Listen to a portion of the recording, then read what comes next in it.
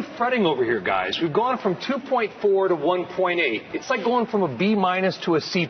Neither is good. Correct. 1.8 stinks. Dude, in my house, 1 is summer school, 1 is not, okay?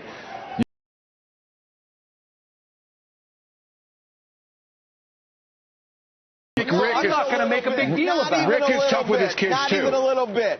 We've gone from a C to a D, okay? We've had 9 quarters of GDP since the big -8+ change in December of 08 that have been better than this. We continue to think that the answer is the Fed, although you look back in time, it just doesn't add up.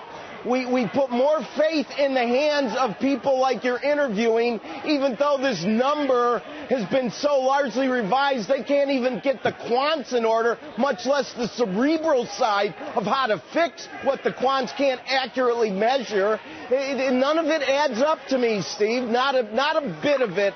And we've lowered the bar so much that you are going to give a 2.4 a C+. That says it all. That was Brian who gave it a C. Well, no, I gave no, Rick, I gave a curve out there, Brian. I gave 2.4 the B-. What if this is the new normal? That's it. Well, that's the question. If this is the new normal, that's what I'm saying. It makes all the Fed comments look ridiculous. What are they going to do? Spend $85 billion a month till I retire? Come on. But I do alternative also look a little ridiculous. Work. Try something new. I agree. Try something new. I agree with Rick in this perspective, and I think you bring up a very important point we can all comment on, which is this. If your kid is an A student and suddenly becomes a B or a C student, you're going to be angry. But 4 years into a B or C average, you learn to accept the fact that's what your child is, right? I think parents will do that. And I think Rick's point is we have learned to now accept that this is a normal level of growth.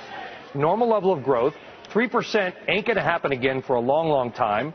So let's just accept the fact that we're driving a 1991 Chrysler K car. What you're saying is interesting. What you're saying, it's because time that we Bernanke start having to look at the teachers when the student's doing poorly. We have a president who goes in front of a crowd at Georgetown and says, debate's over. Don't debate anything on climate change because I said so. We have a Fed who says, ignore the big revisions and all the weakness in the economy because my plan's working. I said so. We have a market that does what it's supposed to do when interest rates go up, and people come on and say, ignore the aggregate population because I said so. You see a pattern here? Yeah, we're turning into a banana you're republic. mischaracterizing the statements of 3 institutions. I think that's the pattern, Rick. I don't Just because think you so, said buddy. so and said so like this doesn't make it so. Debate is all that separates us. It doesn't make it so, Rick.